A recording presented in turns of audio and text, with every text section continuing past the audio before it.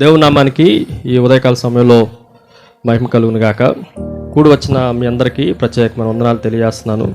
సరే, చదవబడిన వాక్య భాగాల్లో నుండి ఈ ఉదయకాల సమయంలో ఒకవేళ మనం ఈ భాగానికి ఏదన్నా ఒక పేరు పెట్టుకోవాలి అని అంటే బాప్తిస్మిచ్చు యోహాను జీవితం అంతే. It is the life of John the Baptist.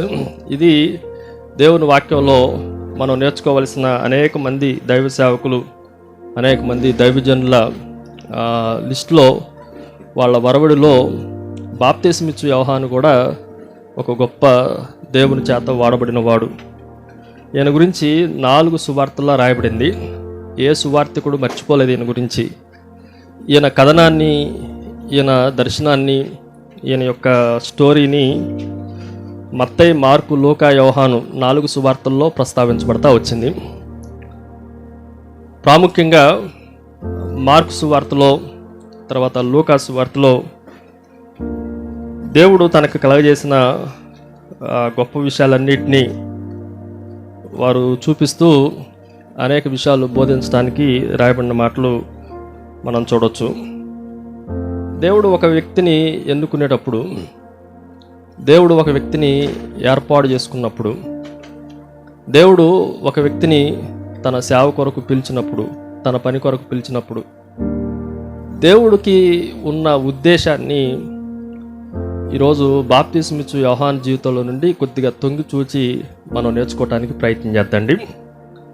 So యేసుక్రీస్తు కూడా యోహాను గురించి చెప్పిన సాక్ష్యాలు చాలా ఉన్నాయి. అందులో ఒక బెస్ట్ సాక్ష్యం మనం ఆలోచన చేస్తే మత్తయి సువార్త. ఈజీగా కొన్ని వచనాలు గుర్తుపెట్టుకోండి. 11 మత్తయి సువార్త 11వ అధ్యాయం 11వ వచనంలో, స్త్రీలు కనిన వారిలో బాప్తిస్మిచ్చు యోహాను కంటే గొప్పవాడు పుట్టలేదని నిశ్చయముగా మీతో చెప్పుచున్నాను.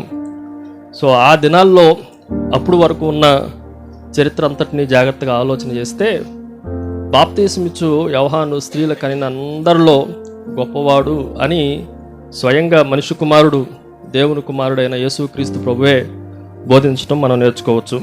మత్తయి సువార్తలో మత్తయి భక్తుడు రాస్తూ ఈయన స్త్రీలు కనిన వారందరిలో గొప్పవాడు అని యేసుక్రీస్తు ఇచ్చిన సాక్ష్యాన్ని మత్తయి సువార్త 11వ అధ్యాయం 11వ వచనంలో మనం ఆలోచన చేయొచ్చు. అయితే ఈ ఉదయకాల సమయంలో దేవుని వాక్యంలో లూకా సువార్త 3వ అధ్యాయం మొదటి 6 వచనాలు మనం చదువుకున్నాం. ఈ 6 వచనాల్లో నుండి కొన్ని మాటలు ఈ ఉదయకాల సమయంలో మనం ఆలోచన చేద్దండి. సో మరలా నేను చదువుతున్న మొదటి 2 వచనాలు దేవుని వాక్యంలో నుండి నేను చదువుతా, జాగ్రత్తగా చూడండి. తిబెరి కైసరు ఏలుబడిలో 15వ సంవత్సరమందు యూదయాకు పొంతి పిలాతు అధిపతిగాను, గలిలయకు హేరోదు చతుర్థాధిపతిగాను, ఇతూరియా త్రకోనీతి దేశములకు అతని తమ్ముడైన పిలుపు చతుర్థాధిపతిగాను, అబేలేను దేశమునకు లొసానియా అధిపతిగాను, అన్నయ్య కైఫయ ప్రధాన యాజకులుగాను ఉన్న కాలమున అరణ్యములోనున్న జకర్యా కుమారుడైన యోహాను యొద్దకు దేవుని వాక్యము వచ్చెను. ఈ మాటల్లో నుండి కొన్ని విషయాలు ఈ ఉదయకాల సమయంలో సేవకులం, ఒకవేళ ఇక్కడ విశ్వాసులు ఉంటే విశ్వాసులం కూడా కలుపుకొని కొన్ని మాటలు ఈ ఉదయకాల సమయంలో మనం ఆలోచన చేద్దండి. ప్రాముఖ్యంగా సేవకుల మీద కొద్దిగా కేంద్రీకరించి వాక్యాన్ని మీకు బోధించడానికి ఇష్టపడుతున్నాం. సో మొట్టమొదటిది మనం జాగ్రత్తగా ఆలోచన చేస్తే, ఇన్ని వచనాలు పరిశుద్ధాత్మ దేవుడు లూకా అనే ఒక వైద్యుడి చేత ఇంత డీటెయిల్గా ఎందుకు రాయించాల్సి వచ్చింది అని మనం కొంచెం జాగ్రత్తగా ఆలోచన చేయాలి.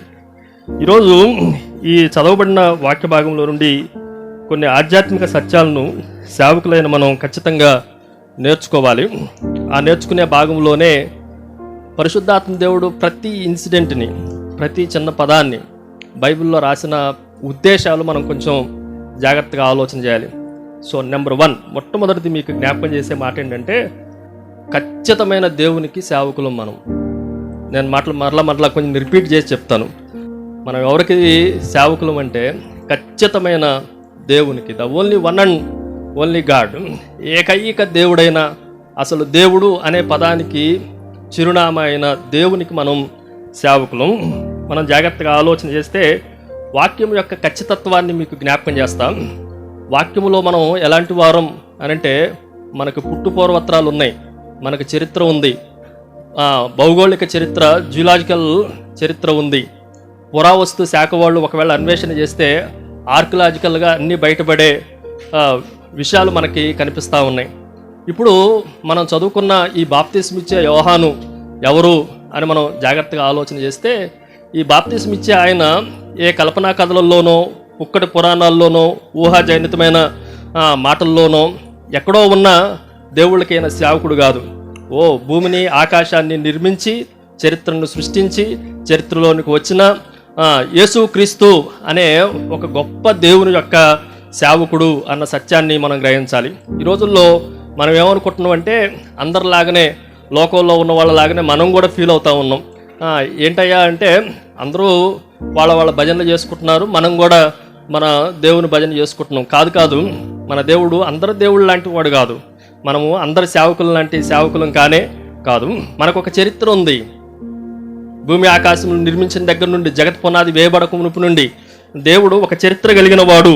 ఆ సత్యాన్ని కొంచెం జాగ్రత్తగా మనం ఆలోచన చేయాలి. బైబిల్లో ఎవ్రీథింగ్ రికార్డ్ చేయబడతా వచ్చింది. నేను చరిత్రలో నుండి మనందరికీ తెలిసిన విషయాలే, కానీ ఉదయకాల సమయంలో మనల్ని ప్రోత్సహించుకోవడానికి కొన్ని మాటలు మీకు జ్ఞాపకం చేస్తాం. ప్రాపంచిక చరిత్ర అంతటిని మనం జాగ్రత్తగా ఆలోచన చేస్తే ఓల్డ్ ఎంపైర్ అంటాం. అంటే ప్రపంచాన్ని శాసించిన కొంతమంది చక్రాధిపతులు దేవుని వాక్యంలో నుండి మనకు కనిపిస్తూ ఉన్నారు. మొట్టమొదటిగా 3000 సంవత్సరాల క్రితం, క్రీస్తుకు పూర్వం 3000 సంవత్సరాల క్రితం ఐగుప్తులు ఈ ప్రపంచం అంతటిని ఏలారు. అది బైబిల్లో రాయబడింది. ఐగుప్తులు ఎప్పటి వరకు ఏలారు అనంటే, క్రీస్తుకు పూర్వం 858వ సంవత్సరం వరకు వాళ్ళు పరిపాలించారు. చాలా పెద్ద సామ్రాజ్యాన్ని స్థాపించారు. ఆ రాజు పేరు వాళ్ళు ఫరో అని పెట్టుకున్నారు. ఆ చరిత్ర అంతా మనకు తెలుసు.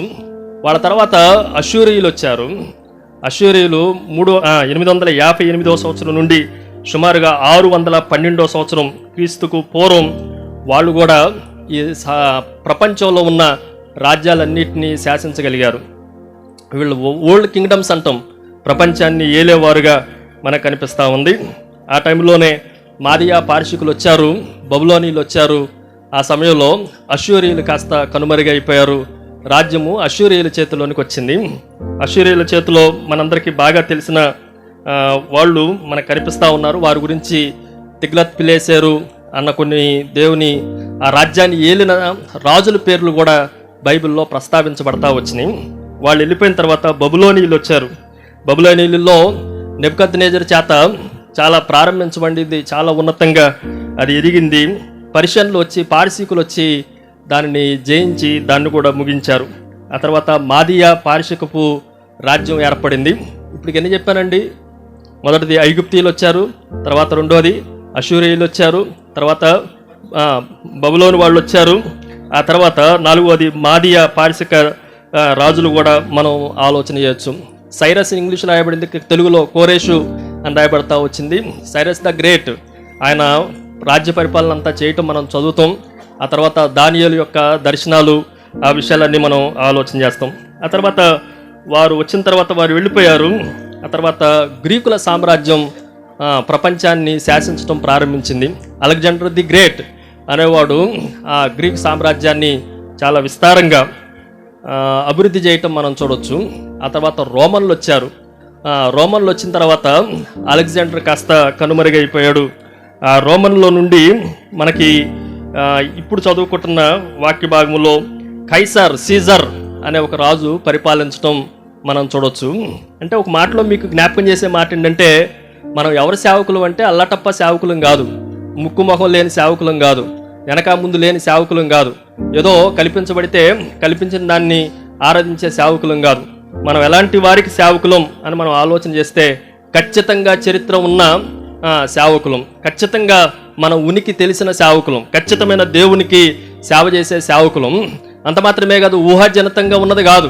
ఇప్పటికీ ఒకవేళ పురావస్తు శాఖలో వాళ్ళు ఏమన్నా చేస్తే, పరిశోధనలు చేస్తే చారిత్రక ఎవిడెన్స్లు కావాలి అంటే ఇప్పటికీ ఈ చరిత్రలో రాజుల గ్రంథాలన్నింటిలో చరిత్రలో కూడా మనకు కనిపిస్తూ ఉంది. సో మొట్టమొదటి రాజుగా ప్రపంచం అంతటినీ యేసుక్రీస్తు ఉన్న టైంలో అగస్టస్ అని ఇంగ్లీష్లో రాయబడింది, తెలుగులో ఔగస్తు అనే కైసరు రాజు గురించి రాయబడతా వచ్చింది. ఆయన తర్వాత ఆయన చనిపోయిన అనంతరం ఆయన కుమారుడైన తిబిరియా అన్న కైసరు పరిపాలిస్తున్న రోజుల్లో ఇప్పుడు ఉన్న సేవకుడి గురించి మనం నేర్చుకోవాలి. ఇక్కడ మనం జాగ్రత్తగా ఆలోచన చేస్తే మనము మీకు నేను చెప్తున్నా కదా, మనం కల్పింపబడిన సేవకులం కాదు. ఈ సత్యాన్ని మనం జాగ్రత్తగా గుర్తుపెట్టుకోవాలి. ఈరోజు మనం జాగ్రత్తగా ఆలోచన చేస్తే రోజుల పరిమాణములో మన దేవుడు ఇరుక్కుపోయేవాడు కాదు. రోజులను కలగజేసిన వాడు ఆయనే. కాలవ గతులన్నీ నా వశంలో ఉన్నాయి అని జ్ఞాపకం చేసేవాడు. ఒక మాటలో చెప్పాలంటే బైబిల్లో ఉన్న పండుగలు కానీ, బైబిల్లో ఉన్న పౌర్ణమి అమావాస్యలు కానీ, బైబిల్లో ఉన్న ఋషులు కానీ, బైబిల్లో ఉన్న ఏదైనా సరే అవి దినములు, సంవత్సరములు, దినములు, గడియలు, ఉదయము, సాయంకాలము, ఆ తర్వాత మాసములు, ఇవన్నీ ఏర్పాటు చేసింది ఎవరు అనంటే మనము ప్రకటించే దేవుడు. మనం మామూలు సేవకులం కాదు. మనం ఎవరు అంటే చరిత్ర అంతటిని తిరగరాయగలిగిన సేవకులం. ఈ విషయాన్ని కొంచెం జాగ్రత్తగా ఈ ఉదయకాల సమయంలో మనం ఆలోచన చేద్దండి. మనం జాగ్రత్తగా అపోస్తులైన పౌలుని కానీ, పౌలు రాసిన రచనలు కానీ జాగ్రత్తగా ఆలోచన చేస్తే మనం ఎవరమో బాగా జ్ఞాపకం చేస్తూ ఉంటాడు. ఆ విషయాల్లో నుండి ఒక కేసు స్టడీ లాగా ఈ ఉదయకాల సమయంలో ఈ బాప్తిస్మిచ్చు యోహాను గురించి మీకు జ్ఞాపకం చేస్తా ఉన్నాం. సో మొట్టమొదటిది, మనం ఎవరు సేవకులని చెప్పండి. నిజమైన దేవుని సేవకులం. ఏదో ఊహా జనతాల నుండి వచ్చిన సేవకులం కాదు అన్న సత్యాన్ని ఈ ఉదయకాల సమయంలో మనం గ్రహించాలి. రెండో విషయాన్ని మీకు జ్ఞాపకం చేస్తాను. చూడండి, మరలా మనం 3వ అధ్యాయం 1-2 వచనాలు మనం చదివితే అక్కడ 7 పేర్లు రాయబడ్డాయి. నంబరింగ్ ఇచ్చుకోండి జాగ్రత్తగా. మొదట ఆయన పేరు తిబెరియా. ఆయన కైసరు, సో రోమా చక్రవర్తి, ఆయన గురించి రాయబడింది. రెండో వ్యక్తి పేరు పొంతి పిలాతు, ఆయన యోదయాకు అధిపతి. దెన్ మూడో ఆయన పేరు హేరోదు, ఈయన గలిలయకు చతుర్థాధిపతి. ఆ తర్వాత ఆయన పేరు ఫిలిప్పు, ఆయన 4వ అతను. దెన్ 5వ ఆయన లుసానియా. వీళ్ళు రూలర్సు. ఆ తర్వాత 2 ప్రధాన యాజకులు మనకు కనిపిస్తూ ఉన్నారు, అన్నయ్యు తర్వాత కైఫాయు. వీళ్ళు మొత్తం ఎంతమంది ఉన్నారు చెప్పండి? 7 ఉన్నారు. 7 వ్యక్తుల గురించి ఈ వాక్యంలో ప్రస్తావించబడతా ఉంది. మనం జాగ్రత్తగా ఆలోచన చేద్దండి. మనము మొట్టమొదటి దేవునికి జ్ఞాపకం చేశానంటే మనము కల్పింపబడిన దేవునికి సేవకులం కాదు, ఖచ్చితమైన దేవుని సేవకులం అని మీకు జ్ఞాపకం చేశాను. రెండో విషయం, మనం ఎలాంటి వాళ్ళం అనంటే కరుడుగట్టిన భయంకరమైన రూలర్స్ ఉన్న వారి మధ్యలో సేవ చేయటానికి ఏర్పాటు చేయబడిన సేవకులం. ఈ 7 మనం జాగ్రత్తగా ఆలోచన చేస్తే, మీరు చరిత్రలో కొంచెం గూగుల్ తల్లిని అడగండి, చెప్తుంది.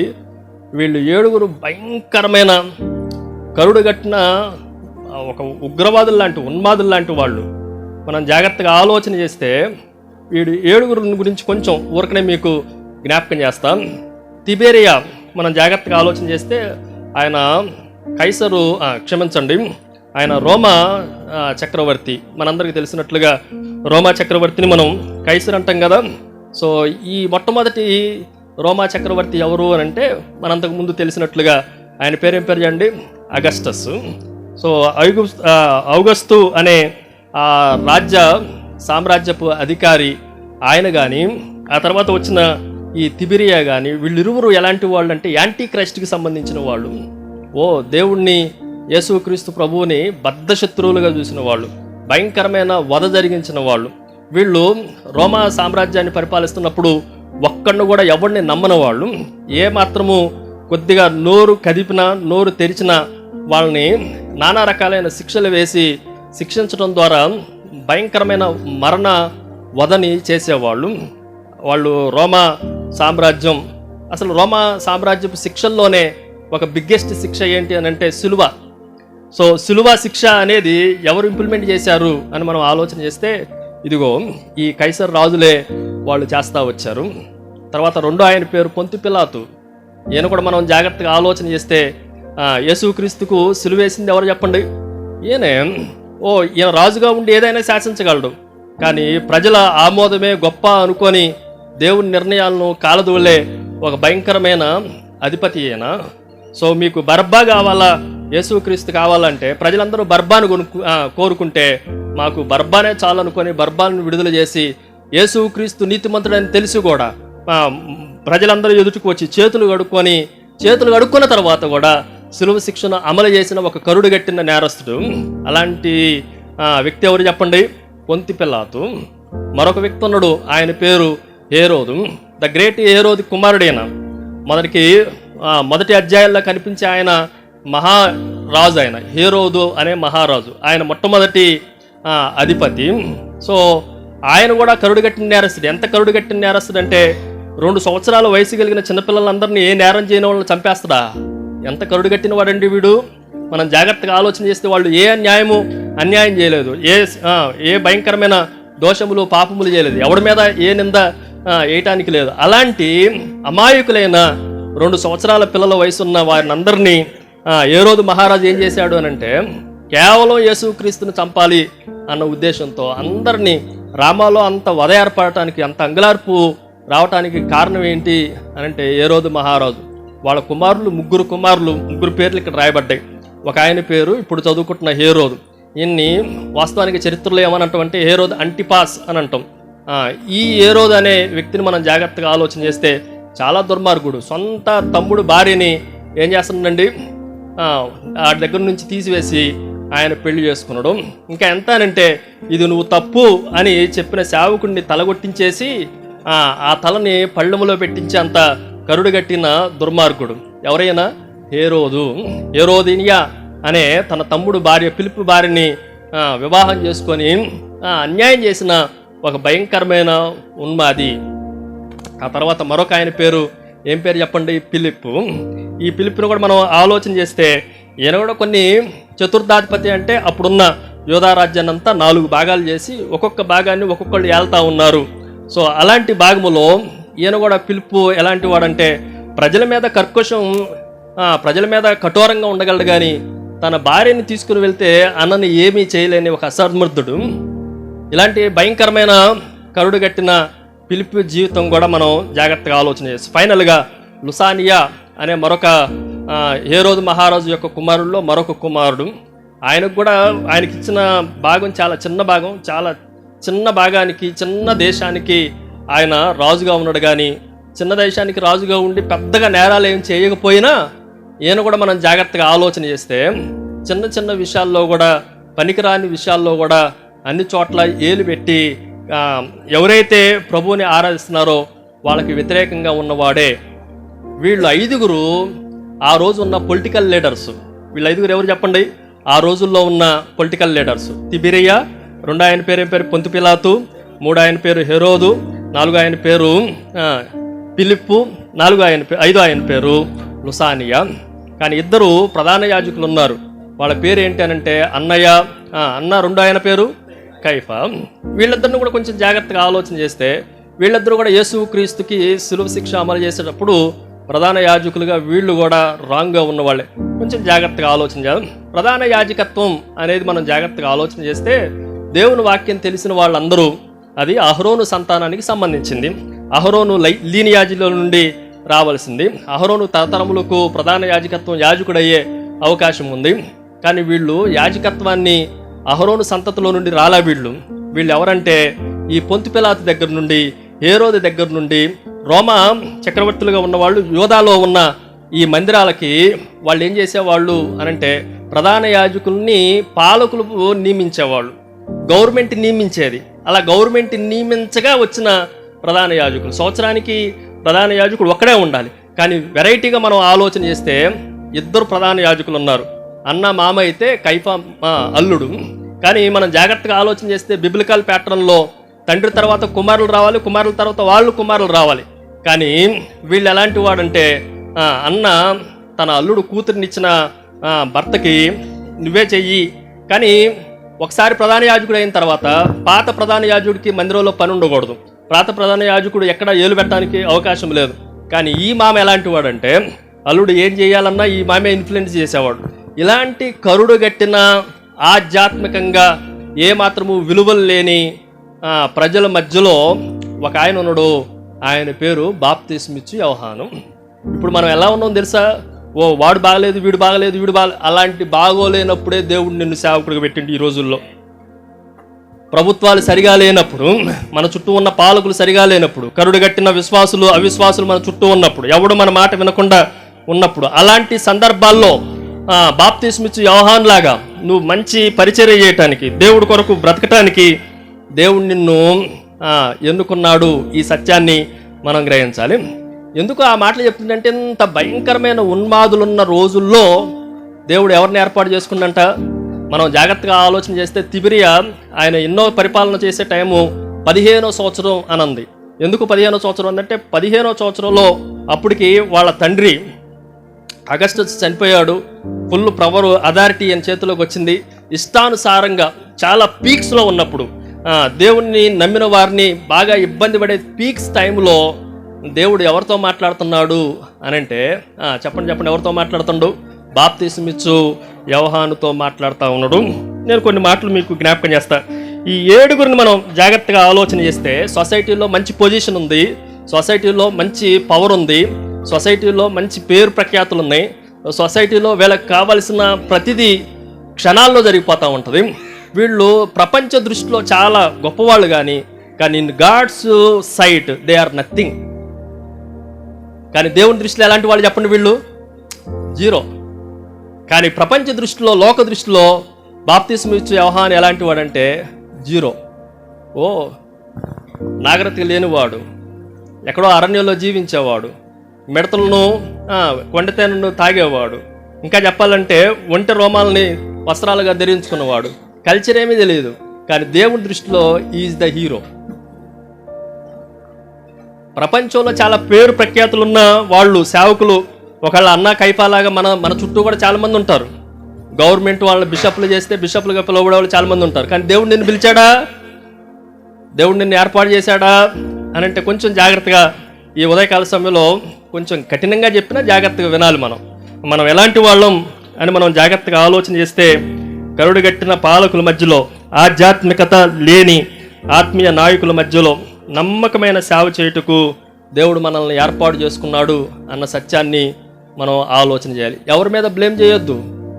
నేను ఇంకో మాట మీకు జ్ఞాపకం చేస్తా.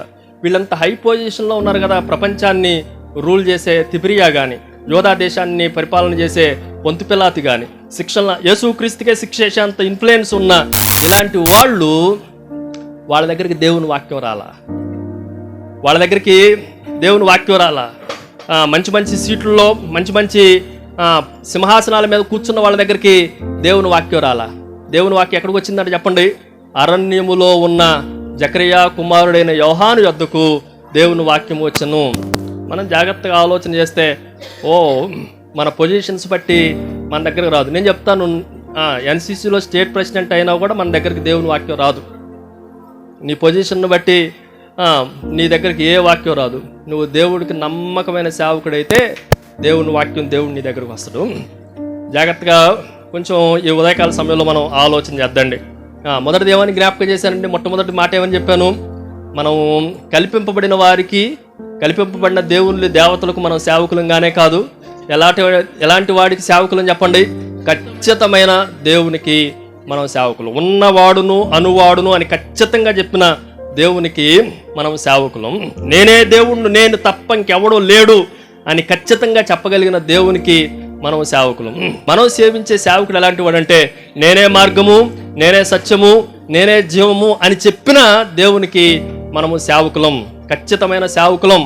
దాని కొరకే దేవుడు నిన్ను ఏర్పాటు చేసుకున్నాడు. రెండోది, నీ చుట్టూ కరుడుగట్టిన ఉన్మాదులు లాంటి పరిపాలకులు ఉండొచ్చు, భయంకరమైన. మనం జాగ్రత్తగా ఆలోచన చేస్తే అసలు ప్రధాన యాజకుడు ఎవరవ్వాలి? ఆ రోజుల్లో ప్రధాన యాజకుడు ఎవరవ్వాలి? బాప్తిస్మిచ్చు యోహాను అవ్వాలి. వాళ్ళ నాన్న అప్పుడు దాకా సేవ చేసినవాడు, యాజకత్వం చేసినవాడు, మందిరంలో ధూపం వేసినవాడు. ఆయన లీనియాలజీని బట్టి అబియా తరగతిలో పుట్టినవాడు. వాళ్ళమ్మ ఎలిజబెత్ అహరోను కుమార్తెల్లో ఒక కుమార్తె. ఆయన తర్వాత జకరియా తర్వాత ఎవరు చేయాలి బాధ్యత అంటే? ఆయన చేయాలి, యోహాను చేయాలి. కానీ యోహాను ఇలాగా ప్రధాన యాజకుడు చేయటంగానో, లేదంటే మందిరంలో ధూపం వేయటానికో దీని కొరకు నిలబడలా.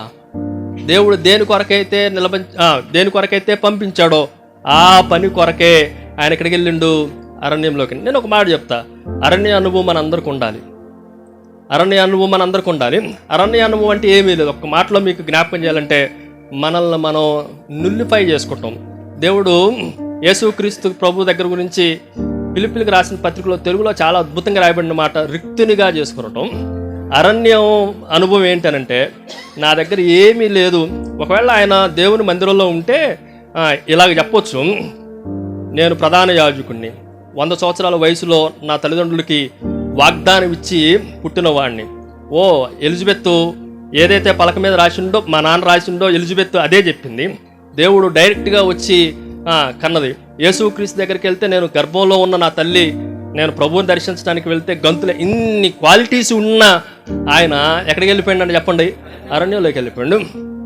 ఏముంటే అది తిందాం, అందుబాటులో మిడతలే ఉన్నాయి, తినేసిండు.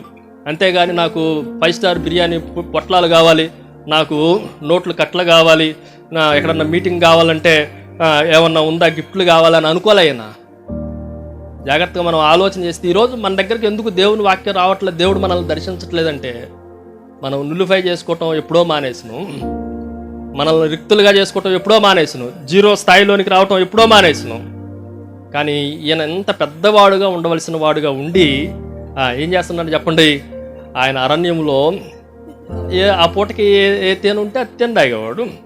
సుమారుగా 30 సంవత్సరాలు శిశువు దగ్గర నుండి అరణ్యంలో ప్రభువు దర్శించేంత వరకు అక్కడే కనిపిస్తా ఉన్నాడు. ఈ మాటలు కొంచెం జాగ్రత్తగా మనం ఆలోచన చేయండి. కానీ భయంకరమైన ఆధ్యాత్మిక లేని సేవకులు చాలామంది మన చుట్టూ ఉన్నారు.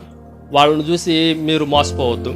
దేవుడు మిమ్మల్ని ఎందుకు ఏర్పాటు చేసుకున్నాడు, ఇలాంటి ఆధ్యాత్మిక లేని ఆత్మీయ నాయకుల మధ్యలో కూడా మీరు ఎలా ఉండటానికి దేవుడు పిలిచాడంటే, ఒక నమ్మకమైన సేవకుడిగా ఉండటానికి. నువ్వు మాట్లాడితే అంతే అయిపోవాలంతే, నువ్వు ఎవరి కొరకు భయపడాల్సిన అవసరం లేదు. ఏ రోజు రాజు ముందుకు వెళ్ళి నువ్వు నీ తమ్ముడు పిలుపు భార్యను ఉంచుకోవటం ఇది నీకు తగదు అని చెప్పగలిగిన ధైర్యం ఎవరికి ఉంది అని అంటే, ఇదిగో అరణ్యంలో ప్రభుతో మమేకమైన సేవకుడికి ఉంది. అదే లోకంలో కాకుండా మందిరంలో ఉంటే ఏం మాట్లాడటానికి ఉండేదేమో కాదేమో. కొంచెం జాగ్రత్తగా మనం ఆలోచన చేద్దండి. ఇది రెండో విషయం. చాలా సింపుల్గా మీకు జ్ఞాపకం చేస్తున్నా, ఇంగ్లీష్ మాట ఎక్కడ రాకుండా చెప్పాలని ఈరోజు కష్టపడుతున్నా, జాగ్రత్తగానండి. సో మొట్టమొదటిది, కల్పింపబడిన దేవుళ్ళకి మనం సేవకులం కానే కాదు, ఖచ్చితమైన దేవునికి మనము సేవకులు. రెండోది, కరుడుగట్టిన పెద్ద పెద్ద పరిపాలకులు, కరుడుగట్టిన నాయకులు, ఆత్మీయత లేని నాయకులు చుట్టూ ఉన్నా కూడా, మన చుట్టూ ఉన్నా కూడా, అలాంటి కాంటెంపరీస్గా మనకు సమకాలికులుగా వాళ్ళ ఉన్న రోజుల్లో నువ్వు ఒక యోహాను వలె ఉండటానికి దేవుడు నిన్ను పిలుచుకున్నాడు. పలానా రోజుల్లో పలానా వాళ్ళ టైంలో పలానా కంచిచార్ల మండలంలో ఈ సేవకుడు అద్భుతంగా ఉన్నాడండి అని పిలిపించుకోవటానికి దేవుడు మనల్ని పిలుచుకున్నాడు అన్న సత్యాన్ని మీకు జ్ఞాపకం చేస్తున్నాం. జాగ్రత్త. మూడో విషయాన్ని మీకు జ్ఞాపకం చేస్తా. చూడండి, మూడో వచనం నుండి మనం జాగ్రత్తగా ఆలోచన చేస్తే, అంతటా అతడు వచ్చి పాప క్షమాపణ నిమిత్తమును మారు మనసు విషయమై బాప్తీసం పొందవలనని, ఈ మాటలన్నీ చదివి చివరి వచ్చిన దగ్గర అని అరణ్యములో కేకలు వేయుచున్న ఒక శబ్దము అని ప్రవక్త అయిన యెషయా వాక్యముల గ్రంథమందు రాయబడినట్టు ఇది జరిగను. ఇక్కడ కూడా కొంచెం జాగ్రత్తగా మనం ఆలోచన చేద్దండి. బాప్తీసమిచ్చు యోహాను ఎవరు అని మనం ఆలోచన చేస్తే, ఆల్రెడీ యెషయా గ్రంథంలో యెషయా బోధించిన ఒక సేవకుడు, అంతే కదా. ఈయన గురించి ఎవరు చెప్పారు అనంటే, యెషయా గ్రంథం 40 అధ్యాయాలు మనం చదువుతూ ఈ వచనాలన్నీ, ప్రవచనాలన్నీ. ఆ తర్వాత చివరి ప్రవక్తగా పిలువబడుతున్న మలాకీ గ్రంథంలో కూడా ఈయన గురించి 3 అధ్యాయాలు రాయబడింది, 4 అధ్యాయాలు రాయబడింది. ఒక్క వచనాన్ని మీకు కొరకు నేను చదువుతున్నా చూడండి. 4 అధ్యాయం 5, 6 వచనాలు, చివరి 2 వచనాలు త్వరగా చదువుతున్నా చూడండి. మలాకీ గ్రంథం 4 అధ్యాయం 5, 6 వచనాలు. యెహోవా నియమించిన భయంకరమైన ఆ మహాదినము రాకమునకు నేను ప్రవక్తయగు ఏలియాను మీ యొద్దకు పంపుదును. ఈ ప్రవక్తయగు ఏలియా ఎవరికి సాదృశ్యంగా ఉన్నాడు అని అంటే, బాప్తీసమిచ్చు యోహానికి సాదృశ్యంగా ఉన్నాడు. ఆ తర్వాత 6వ వచనం, నేను వచ్చి దేశమును శపించుకుంటున్నట్లు అతడు. ఎవరు అతడు అని అంటే, ఇదిగో బాప్తీసమిచ్చే యోహాను తండ్రుల హృదయమును పిల్లల తట్టును, పిల్లల హృదయమును తండ్రుల తట్టును త్రిప్పును. యెషయా ప్రవచించే టయానికి, తర్వాత మలాకి చివరి ప్రవక్త ప్రవచించే టయానికి, బాప్తీసమిచ్చు యోహాను భూమి మీద వచ్చే టయానికి మధ్యలో, మలాకి నుండి మత్తయి సువార్తకి మధ్యలో ఇంటర్ టెస్టిమెంటల్ ఆ పీరియడ్ని మనం జాగ్రత్తగా, ఈ 2 నిబంధనల మధ్య కాలం సైలెంట్ పీరియడ్ ఎంత అంటే సుమారుగా 400 సంవత్సరాలు. ఎన్ని సంవత్సరాలు? 400 సంవత్సరాలు. నేను ఒక మాట చెప్తా. మలాకి ప్రవచించిన 400 సంవత్సరాల తర్వాత బాప్తీసమిచ్చు యోహాను యేసుక్రీస్తుకు ముందు నడిచేవాడుగా వచ్చాడు. ఆయన త్రోవలను సరళం చేసేవాడుగా వచ్చాడు. 4 రన్నర్ అంటాం, ఆయన ముందు నడిచేవాడు అని మనం ఆలోచన చేస్తాం. ఇక్కడ ఏంటంటే, దేవుడు మనల్ని భూమి మీదకి తెచ్చినప్పుడు ఊరకనే తీసుకురాలి. ఒక నిర్దేశ కాలంలో దేవుడు డిజైన్ చేసి మనల్ని భూమి మీదకి తీసుకొచ్చాడు. యోహాను ఎప్పుడు రావాలి అని అంటే, ఇదిగో ఈ కరుడు కట్టిన టైంలోనే రావాలి. కైసరు తిబిరియాగా ఉన్న రోజుల్లోనే రావాలి. ఆయన 2024 సంవత్సరాలు రావడానికి దేవుడు ప్రణాళిక లేదు. ఆయన ప్రణాళిక ఎప్పుడు చెప్పండి త్వరగా. 2000 సంవత్సరాల క్రితం. 2000 సంవత్సరాల క్రితం. కానీ ఆయన గురించి ప్రకటించింది ఎప్పుడు అనంటే 400 సంవత్సరాలకు ముందే, బాప్తీసం ఇచ్చే యోహానుకు ముందే 400 సంవత్సరాల క్రితమే బాప్తీసం ఇచ్చే యోహాను గురించి ప్రస్తావించబడతా ఉంది. యెషయా గ్రంథంలో ప్రస్తావించబడింది. చాలా చోట్ల ఈయన గురించి ముందుగానే రాయబడతా వచ్చింది. నేను ఒక మాట మీకు జ్ఞాపకం చేస్తాను. ఎఫెసీయులకు రాసిన పత్రిక 1వ అధ్యాయంలోనికి రండి. ఎఫెసీయులకు రాసిన పత్రిక 1వ అధ్యాయం 4-6 వచనాలు కలిసి ఉంటాయి. అందులో నుంచి నేను మధ్యలో నుండి చదువుతున్నా, జాగ్రత్తగా చూడండి. ఎఫెసీయులకు రాసిన పత్రిక 1వ అధ్యాయం 4-6 వచనాల్లో, మనల్ని ముందుగా తన కోసం నిర్ణయించుకొని మనము తన ఎదుట తీశారండి పరిశుద్ధులమును నిర్దోషులమై ఉండవలనని జగత్ పునాది వేయబడక మునిపే ప్రేమ చేత ఆయన క్రీస్తులో మనల్ని ఏర్పరచుకొని. నేను ఒక మాట మిమ్మల్ని అడుగుతా డైరెక్ట్గా. 2024 సంవత్సరంలో మనం సేవ చేయాలి అని నిర్ణయించింది ఎప్పుడో తెలుసా? జగత్ పునాది వేయబడక మునుపు. నువ్వు నీ టైంలో రాలా. ఓ సేవకుడు ఇక్కడ ఉన్నోళ్ళు కూర్చున్న వాళ్ళు జాగ్రత్తగా వినండి. మీరు మీ టైంలో రాలా ఇక్కడికి సేవకి. జగత్ పునాది వేయబడక మునిపే మీరు ఈ టైంలో ఉండాలని దేవుడు నిర్ణయించి మిమ్మల్ని ఇక్కడ తీసుకొని వచ్చిండు. ఇప్పుడు మనం ఏం చేయాలి? మన ఇష్టం వచ్చినట్టు తిరగాలి, అంతేనా? మనం పుట్టడం కూడా ఈ టైంలో పుట్టాలి. ఈ టైంలో 2020లో మీరు సేవ చేయాలి అని నిర్ణయించింది ఎవరు అని అంటే మనం కాదు.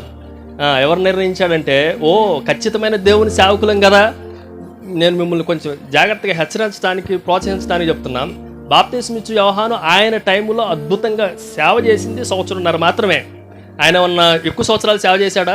సుమారుగా 1.5 సంవత్సరం సేవ చేశాడు. ఆ తర్వాత తలనరికి వేయబడి వెళ్ళిపోయాడు. కానీ 1.5 సంవత్సరం సేవ ఇప్పటికీ ఇన్ఫ్లుయెన్షియల్గా ఉంది. ఇప్పటికీ అది ప్రభావితం చేస్తూ ఉంది.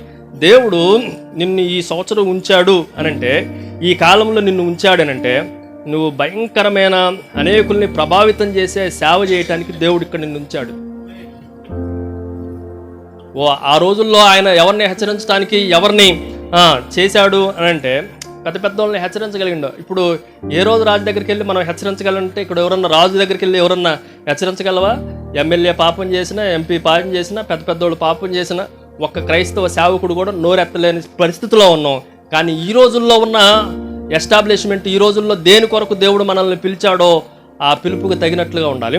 నేను చెప్తాను, ఒకవేళ మీ ఊర్లో ఒక అద్భుతమైన చర్చిని కట్టడానికి దేవుడు ఈ సంవత్సరాలు నిన్ను ఉంచిండు. అంతకుముందు ఆ ఊర్లో అలాంటి సంఘం కానీ అలాంటి సేవకులు కానీ లేరేమో. ఈరోజు అలాంటి పని కొరకే దేవుడు నిన్ను పిలిచాడు. ఆ పనిని పూర్తి చేయడానికి నువ్వు కంకణం కట్టుకోవాలి. నీ దగ్గరికి దేవుని వాక్యం వచ్చేంతవరకు నువ్వు బయట తిరగటానికి దేవుడు నిన్ను ఇష్టపట్ల. మనం జాగ్రత్తగా ఆలోచన చేస్తే దేవుని వాక్యంలో ఈ 3వ విషయాన్ని నేనేమని రాసుకున్నానంటే నా నోట్స్లో, దేవుడు నిర్దేశించిన సమయంలోనే ఉన్న సేవకులం. మనం ఎవరని చెప్పండి? మనం ఎప్పుడు అనంటే ఇన్ టైం. దీన్ని ఏమంటాం అంటే 4 మాటలు చెప్తా. దీన్ని ఇన్ టైం, తగిన సమయం అని అంటాం. రెండోది, it is a God's time. ఇది మ్యాన్స్ టైం కాదు. నేను ఒక మాట చెప్తా. ఎవరైనా ఇక్కడ ఉన్నోళ్ళు చాలా తెలుగుగల్లో ఉన్నారు కదా, విమానులు కానీ, మిమ్మల్ని అడిగితే ఒక మాట, మీరు కావాలని ఈ సంవత్సరాల్లో మీరే మీ అమ్మకి నాన్నకి చెప్పేసి పుట్టారా? కోటి అసలు ఎవడి వల్ల కాదు. ఎవరు మనల్ని భూమి మీద తెచ్చారు అని అంటే, ఈ సంవత్సరాల్లో నా కొరకు నమ్మకమైన సేవ చేస్తాడని ఈ యుగంలో ఈ 2020స్లో మనల్ని ఉంచాడు. మనం ఎలా చేయాలో తెలుసా? సేవ ప్రపంచాన్ని తలక్రిందులాగా చేసేటట్టు చేయాలి. ఈరోజు మన దృక్పథము, మన ఉద్దేశాలన్నీ వేరుగా వెళ్ళిపోయినాయి. కాబట్టి కొంచెం ప్రోత్సహించడానికి మీకు జ్ఞాపకం చేస్తూ ఉన్నాం. జాగ్రత్తగా మనం ఆలోచన చేస్తే, ఫలానా వ్యక్తి ఫలానా టైంలో పుడతాడు అనేది యెషయా గ్రంథంలో ప్రవచించబడింది, మలాకీ గ్రంథంలో ప్రవచించబడింది. మనం ఈ సంవత్సరంలో చేస్తాము అని ఎప్పుడు రాయబడిందంటే, జగత్ పునాది వేయబడక మునిపే, గొర్రెపిల్ల వధింపబడక మునిపే, ఆదికాండం 1వ అధ్యాయం 1వ వచనంలో రాయబడక మునిపే, దేవుడు సూర్య చంద్ర భూమిని, ఆకాశాన్ని, సముద్రం అందులో సర్వమును నిర్మించబడక మునిపే దేవుని మైండ్లో ఎవరున్నామంటే 2020వ సంవత్సరంలో 20 మనం సేవ చేస్తాం అని మన ఇక్కడ కూర్చున్న వాళ్ళందరి పేర్లు దేవుడు రాశాడు. దానికి తగినట్టుగా సేవ చేయండి. దేవుడు నిర్దేశించిన సమయంలో మనం సేవకులుగా ఉండటానికి దేవుడు నిర్ణయించిండు, అంతేగాని మన టైము మనం నిర్ణయించుకోవటానికి రాయబడలా. ఇక్కడ ఈ వచనాలు కొంచెం జాగ్రత్తగా ఆలోచన చేద్దాం. ఫైనల్ ఇంకొక మాట ఈ భాగంలో నుండి మీకు జ్ఞాపకం చేసి వాక్యాన్ని ముగిస్తాను. మొదటిది మనం ఆలోచన చేస్తే నెంబర్ 1, మనం కల్పితమైన దేవుళ్ళకు, అందరూ చెప్పండి, కల్పితమైన వాళ్ళకి మనము సేవకులం కాదు. ఖచ్చితమైన, ఇంగ్లీష్లో యాక్యురేట్ అంటాం. సో 100%, 99.99 అనే పాయింట్లు చెప్పడానికి కూడా లేదు. ఎప్పుడైనా చెప్పాలంటే అయ్యా నువ్వు మంచోడువేనా అంటే 99.9999 మంచోడు నన్న ఆ ఒక పాయింట్ ఏదో ఉంటుంది కదా అని అంటాం. ఏమన్నా దేవుడిని అడిగితే నువ్వు దేవుడువేనా అంటే 99.9 నేను దేవుడినే, కానీ ఎక్కడో చోట. మన దేవుడు అలాంటి వాడు కాదు. 100% సంపూర్ణంగా పరిపూర్ణమైన దేవుడు మన దేవుడు.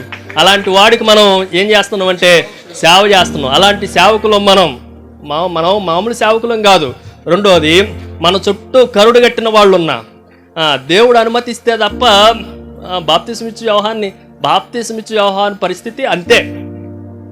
ఎవడైనా పరిసేడే కానీ ఆ రోజుల్లో ఉన్న తెగలన్నింటిలో పరిసేయులు, సద్దుకాయలు, సమరయులు ఎవరు ఆయన దగ్గరకు వచ్చినా చాలా అద్భుతంగా ఆయన తిట్టినట్టు మనం తిట్టలేము. సర్పములారా, సర్ప సంతానమా, మీకు మారు మనసు పొందటానికి బుద్ధిగల చేసిన వాడు ఎవడో. భయంకరమైన కరుడు కట్టిన ఉన్మాదుల మధ్యలో ఆయన నమ్మకమైన సేవ చేసిన వాడు. నెంబర్ 3, దేవుడు నిర్దేశించిన టైం ఒకటి ఉంది. ఇప్పుడు మనం ఏ టైంలో ఉన్నామంటే దేవుడు నిర్దేశించింది. ఈ టైము మనం ఉండటానికి దేవుడు ఏర్పాటు చేసుకోండి. ఎప్పుడంటే జగత్ పునాది వేయబడు. ఇంత టైం మనకిస్తే మనం టైం వేస్ట్ చేసుకుంటున్నాం అంటే మనకన్నా టైం వేస్ట్ గాళ్ళు ఇంకొకళ్ళు ఉండనే ఏమనుకో. సమయమును సద్వినియోగం చేసుకోవాల్సిన సమయం ఇది. ఈరోజు చాలా రకాలైన టైం వేస్ట్ చేసుకునే పనులే ఎక్కువ చేస్తున్నాం. ఆ టైం వేస్ట్ చేసుకోకుండా ఒక వ్యక్తి అద్భుతంగా సంవత్సరంన్నరలో సేవా పరిచర్య అంతటిని ముగించేశాడు. 4వ మాటను మీకు జ్ఞాపకం చేస్తా. దీని గురించి ఇంకొక వచనం నేను చదువుతా. లూకా సువార్త 16వ అధ్యాయం 16వ వచనం. ఇందాక మత్తయి సువార్త 11:11 ఏమన్నా జ్ఞాపకం చేశాను. 11:11 స్త్రీలు కనిన వారిలో బాప్తిస్మిచ్చు యోహాను కంటే గొప్పవాడు పుట్టలేదు అనే. లేడు కాదు, జాగ్రత్తగా చదవాలి. పుట్టలేదంటే అప్పుడు దాకా ఇంకెవడు పుట్టల, తర్వాత పుట్టారు ఆయన యేసుక్రీస్తు ప్రభు. ఆ తర్వాత సంగతులు మనం ఆలోచన చేయొచ్చు. ఇప్పుడు లూకా సువార్త 16వ అధ్యాయం 16వ వచనం. లూకా సువార్త 16వ అధ్యాయం 16వ వచనం. యోహాను కాలము వరకు ధర్మశాస్త్రమును ప్రవక్తలను ఉండిరి. అప్పటి నుండి దేవుని రాజ్య సువార్త ప్రకటింపబడుచున్నది. ప్రతివాడును ఆ రాజ్యములో బలవంతంగా జ్వరపడుచున్నాడు. నాకు తెలుగులో చాలా అద్భుతంగా ఉంది, కానీ అది కొద్దిగా అర్థం చేసుకోవటానికి కొంచెం ఇబ్బంది. కానీ ఇంగ్లీష్లో మీకు చాలా సింప్లిఫైగా 2 వర్షన్లో నుండి 2 వాక్యాలు చదువుతాం. లూకా సువార్త 16:16 ESV ఇంగ్లీష్ స్టాండర్డ్ వర్షన్లో ఏమని రాయబడిందంటే, the law and the prophets were until John. ఒక మాట మీకు జ్ఞాపకం చేస్తారు. మనం ఎవరో తెలుసా? మనకంటూ ఓ పేజీ ఉండాలి సేవలో. చరిత్రని మనం రాసే సేవకులు మనం ఎవరు చెప్పండి? బాప్తిస్మిచ్చు యోహాను వచ్చిన తర్వాత ప్రభు చెప్పిన మాట ఏంటంటే, బాప్తిస్మిచ్చు యోహాను కన్నా ముందున్న టైము, అక్కడి నుండి ఉన్న టైం. అది డిఫరెన్సియేషన్ మొత్తాన్ని ఏమని యేసుక్రీస్తు చరిత్ర మొత్తాన్ని 2 భాగాలుగా విభజన చేశాడు. జాన్ కన్నా ముందున్న సమయం, జాన్ తర్వాత ఉన్న సమయం. ప్రవక్తలు ఇప్పుడు మళ్ళీ చదవండి, ఇప్పుడు కొంచెం అర్థమైంది కాబట్టి చదువుతున్నా. యోహాను కాలము వరకు ధర్మశాస్త్రమును ప్రవక్తలను ఉండిరి. The law and prophets until the John. ఎప్పుడు వరకు ఉన్నారంట? ధర్మశాస్త్రము ప్రవక్తలు ఎప్పుడు దాకా ఉన్నారు? జాన్ వరకు. జాన్తో అక్కడ ముగించబడింది. ఇప్పుడు నుండి పరలోక రాజ్య సువార్త ఎక్కడి నుంచి బిగిన్ అయిందంటే, ఇంగ్లీష్లో చాలా అద్భుతంగా రాయబడింది. Since then the good news of the kingdom of God is preached. So దేవుని రాజ్య సువార్త ఎప్పటి నుండి ప్రకటించబడిందంటే జాన్ దగ్గర నుండి ప్రారంభించబడింది. జానుకు ముందు, జానుకు తర్వాత. చరిత్ర మొత్తం యేసుక్రీస్తుని ఏం చేసింది చెప్పండి? యేసుక్రీస్తుకు పూర్వం, యేసుక్రీస్తు తర్వాత. నేను ఇప్పుడు మిమ్మల్ని ప్రోత్సహించడానికి జ్ఞాపకం చేశాను. మీ ఊర్లో కంచెచారులో నీ పేరుని బట్టి కంచెచారులో ఎవరో ఒక సేవకుడి పేరు జార్జ్ ముల్లర్కు ముందు, జార్జ్ ముల్లర్కి తర్వాత అని నీ ఊర్లో నీకు సాక్ష్యం రావాలి. అది లేకపోతే నువ్వు పెద్ద సేవ చేసిన సేవకుడు కాదు.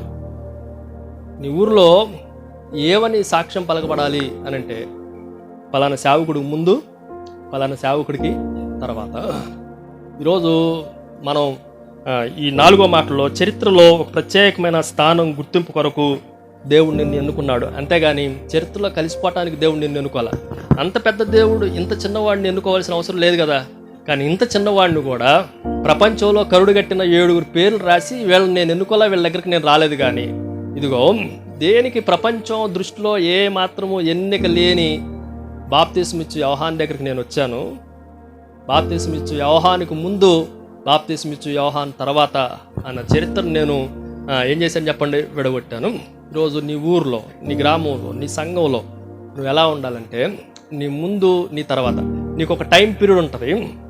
నువ్వు చనిపోయే లోపు, నువ్వు పుట్టిన దగ్గర నుంచి టైం ఉంటుంది కదా. నేనేమంటానంటే మనం పుట్టింది ఎప్పుడు, నేను పుట్టింది 1981, ఇప్పుడు 2024. నేను ఈ సంవత్సరం చనిపోయానంటే నా డేట్ ఏం వేస్తారు, 81 నుండి 24 దాకా వేస్తాం.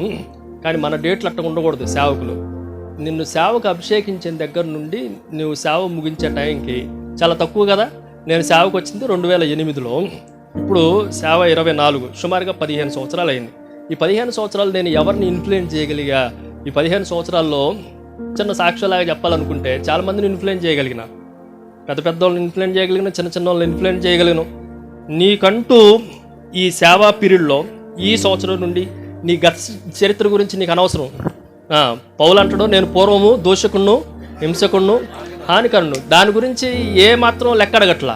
కానీ ఎప్పుడైతే నన్ను రక్షించకుండా ఆ దినం మొదలుకొని ఆయన చేసిన సేవ రికార్డ్ చేస్తే, ఆయన రాసిన అల్టిమేట్ బుక్స్ కానీ, ఆయన తిరిగిన పట్టణాలు కానీ, ఆయన కట్టిన సంఘాలు కానీ, ఇవన్నీ చరిత్రలో ఆయనకంటూ ఒక పేజ్ ఉంది. నీకేముంది? ఓ సేవకులరా, దేవుడు నిర్ణయించిన కాలంలో మనం ఉన్నాం. మనకంటూ దేవుడు ఒక ప్రత్యేకమైన సమయాన్ని, స్థలాన్ని ఇచ్చాడు. ఒక ఊరిచ్చాడు. కొంతమందికి 4 చోట్ల పరిచయం ఇచ్చాడు. ఆ 4 చోట్ల దేవుడు ఎంత అద్భుతంగా సేవ చేయాలని దేవుడు నిన్ను కోరుకుంటుందంటే, నీ ముందు, నీ వెనక, నీ ఒక రోజు, నీ తర్వాత తరాలలో చెప్పుకోవాలి. ఇప్పుడు కొంతమంది పేర్లు చెప్తున్నాం కదా మనం, గొప్ప గొప్ప దేవ సేవకుల పేర్లు చెప్తున్నప్పుడల్లా, చార్లెస్ స్పర్జన్ ఆయన ముందు, ఆయన తర్వాత. ఆయన ప్రిన్స్ ఆఫ్ ప్రీచర్స్ అంటాం. ఓ సువార్తికులందరిలో ఆయన మహారాజు లాంటి వాడు. బిల్లీ గ్రహం, బక్సింగ్, ఏసన్న గారు, ఇలాంటి పేర్లు మనం చెప్తున్నప్పుడు మనకంటూ ఒక చరిత్ర ఉండాల్సిందే. మనకంటూ మన ఊర్లో దేవుడు పిలిచిన ఒక పిలుపుతో మనం సేవకులైనం. సో మొట్టమొదటిది కల్పింపబడిన దేవునికి మనం సేవకులం కాదు, ఖచ్చితమైన దేవునికి మనం సేవకులం. డేట్స్తో సహా రాసి లోక చరిత్రకారుడు కదా. మొత్తం మత్తయి సువార్తలో రాయబడిన మాట ఏంటంటే, ఆ దినముల్లో అది సింపుల్గా కొటేషన్. ఆ దినములు అంటే మరి ఇంత రారు. ఈయన లోకా గారు, డాక్టర్ గారు చదువుకున్నాడు, చరిత్రకారుడు, అన్నీ తెలిసినవాడు కనుక ఎగ్జాక్ట్ డేట్స్ 15 సంవత్సరాలు, ఆయన నిలబడిలో 15 సంవత్సరాలు ఈ జరిగినాయి. బాప్తిసం ఇచ్చు యోహాను దగ్గరికి దేవుని వాక్యం వచ్చింది. సో ఖచ్చితంగా మన దేవుడు ఆయనను సేవ చేసే సేవకులం ఖచ్చితంగా ఉండాలి. అంతేగాని ఏదో జరిగిందిలేండి, ఏదో అయిపోయిందిలేండి అన్నట్టు మీ డేట్స్, మీ వ్యవహారాలు ఉండటానికి వీళ్ళేనే లేదు. రెండోది, మన చుట్టూ ఎంతమంది కరుడుగట్టిన వాళ్ళు ఉన్నా, కనికరం లేని వాళ్ళు ఉన్నా, కాల్చి తినేవాళ్ళు ఉన్నా, మనం ఎలా ఉండాలి అంటే దేవుని కొరకు నమ్మకంగా అద్భుతమైన సేవ చేయడానికి దేవుడు మనల్ని ఏర్పాటు చేసుకుంటూ. మూడోది, మనం ఎలాంటి వాళ్ళము అని మనం ఆలోచన చేస్తే, దేవుడు నిర్దేశించిన సమయంలో, దేవుడు నిర్దేశించిన టైంలో ఎవరి నుండో ముందు నుంచి చెప్తుండే కదా. యోహాను గురించి యెషయా భక్తుడు చెప్పాడు, యోహాను గురించి మలాకీ భక్తుడు చెప్పాడు, మన గురించి ప్రభువే చెప్పాడు, త్రియేక దేవుడు చెప్పాడు. జగత్ పునాది వేయబడక మునుపు నేను నిన్ను ఏర్పాటు చేసుకున్నాను అని అపోస్తలుడైన పౌలు ద్వారా ఈరోజు నీ గురించి, నా గురించి ఎప్పుడు ప్రణాళిక ఇది చెప్పండి. జగత్ పునాది వేయబడక మునుపు ప్రణాళికలో మనం ఉన్నాం ఈ సంవత్సరాల్లో. నాలుగోది మనం ఆలోచన చేస్తే, జానుకు ముందు, జానుకి తర్వాత. ఇదంతా ఒక మాటలో చెప్పాలంటే it is a man of God. ఒక మనిషి గురించి మీకు జ్ఞాపకం చేస్తా, ఇట్ ఈజ్ మ్యాన్. రెండో విషయం మెసేజ్. జాన్ మెసేజ్ గురించి ఒక 2 మాటలు చెప్తా. మొదటిది ఎలాంటిదంటే, పాపుల్ని పాపుల్లాగానే ప్రస్తావించాడు. మెసేజ్, ఆయన మెసేజ్ చాలా సింపుల్. ఏం చెప్పిండు? సర్పములారా, సర్పసంతములారా, మారు మనసు పొందుడి, బాప్తిసం తీసుకోండి, అంతే. బాప్తిసం ఇచ్చు యోహాన్ అని అసలు ఆ టైటిల్ జాన్ ద బ్యాప్టిస్ట్, బాప్తీసం ఈయన దగ్గర నుంచే ప్రారంభించబడింది అన్న సారాంశాన్ని ఎందుకు దేవుడు ఆయనకు ఆపాదించినట్టు, యేసుక్రీస్తు ప్రభువు కూడా స్వయంగా ఆయన ద్వారా బాప్తీసం ఎందుకు తీసుకోవాల్సింది అని అంటే, ఇప్పటికి ఇలా కానిమ్ము అనేది మన టెర్మినాలజీ కాదు. ఇది ఎవరి టెర్మినాలజీ అని అంటే లాయర్స్ టెర్మినాలజీ. వాళ్ళు ఏమంటారంటే, మనకి బాగా కేసులు అయినప్పుడు తెలిసింది స్టేటస్ కో అంటాం. ఎట్లా ఉంటే అట్లా దాన్ని అట్లాగే ఉంచండి. స్టేటస్ కో అనే పదం మీరు గోడ కట్టారు, కేసు వేశారు, వాడు ఏమంటాడంటే స్టేటస్ కో అంటే అది ఎలా ఉంటే అలాగే ఉండాలి, దాన్ని కదిలించడానికి కానీ రద్దు చేయడానికి కానీ ఉండదు. సో యోహాను భక్తుడు ఏది స్టార్ట్ చేశాడో స్టేటస్ కో, ఇది నీతి యావత్తు జరిగినట్లు ఇట్లాగే. కానీ నేను దీన్ని యోహాను స్టార్ట్ చేసిన దాన్ని నేను ఆల్టర్ చేయను, మార్చను, ఇంకా దాన్ని బెటర్గా నేనేమి చేయను. ఆ స్టేటస్ కో దేవుడు మనకి ఇచ్చేవాడు. ఎలా అంటే, ముందు పాపం ఏంటో గుర్తించాలి, మనుషుల్లో ఉన్న పాపం ఏంటో గుర్తించాలి, రెండోది పాపానికి పరిహారం ఎవరో గుర్తించాలి. ఈ రెండే. మీరు పాపులని చెప్పాడు. రెండోది ఈ పాపాన్ని తీసివేసే ఇదిగో లోక పాపములను మోసుకొని పోవు. ఈ ఒక్క టైటిల్ ఎంతసేపు చెప్పమని చెప్తా. ఇది ఎవరిచ్చారు చెప్పండి? బాప్తిస్మ ఇచ్చి యోహాను ఇచ్చిన సాక్ష్యం ఏంటి అని అంటే, ఇదిగో లోక పాపములను మోసుకొని పోవు దేవుని గొర్రెపిల్ల. మనం ఎప్పుడన్నా చెప్తున్నావా? సో పాపం ఏంటో మనకు తెలియాలి, పాపం తీసేసేదేంటో మనకు తెలియాలి. ఈ రెండింటిని బాప్తిస్మ ఇచ్చు యోహాను ఖచ్చితంగా బోధించాడు. ఈరోజు మన బోధల్లో కూడా డబ్బులు ఇగో ఇట్లా వస్తాయి, డబ్బులకి ఇట్లా దొంగతనం చేయండి అని చెబుతున్నాం. మన గాస్పల్ అన్నీ ఏమైపోయినాయి చెప్పండి? ప్రాస్పరిటీ గాస్పల్స్ అని, బ్లెస్సింగ్స్ అన్నీ. వాడు అలాగ అవునుగాక, వీడు ఎలా అవునుగాక. నేను మొన్న ఈ మధ్య చెప్తున్నా, మీరు ఏమనుకోమండి, నేను కూడా ఒకరోజు గాక అనే ప్రార్థన చేసి వచ్చిద్దేమో. అప్పుడు కొంచెం జాగ్రత్తగా ఎవడన్నా తేడాగా మాట్లాడినా, మనకి కీర్తన గ్రంథంలో వీళ్ళు చెప్తారు కదా, వాడు భార్య వేరే వాడిని కూండుగాక, వాడు వేరే ఉద్యోగం తీసుకుని గాక. మనం జాగ్రత్తగా ఆలోచన చేస్తే మనం ఏం చెప్తే దానికి దేవుని అప్రూవల్ ఉండాలి. నీతి యావత్తు ఇలాగూ జరుగునుగాక. ఈరోజు మనం మెసేజ్లు ఏముండాలి చెప్పండి? పాపం అంటే ఏంటో తెలియబడాలి, రెండోది పాపాన్ని తీసేసేదేంటో తెలియబడాలి. ఇది బాప్తిస్మ ఇచ్చు యోహాను జీవితంలో ఆయనకి మెసేజ్ తెలుసు. మొదటిది ఆయన ఎలాంటి మ్యానో మనం ఆలోచన చేసినాం, రెండోది ఆయన చెప్పే మెసేజ్ ఏంటో మనం ఆలోచన చేసాం.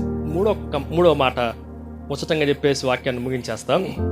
ఆయన తగ్గించుకున్నట్టు మనం తగ్గించుకోవాలి.